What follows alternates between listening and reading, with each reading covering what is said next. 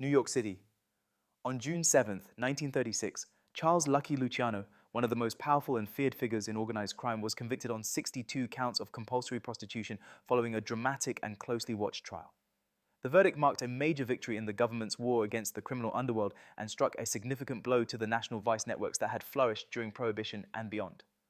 Luciano, who had risen to prominence as the architect of the modern American Mafia and head of what authorities referred to as the National Crime Syndicate, was accused of masterminding a sprawling prostitution ring that operated throughout New York and across state lines.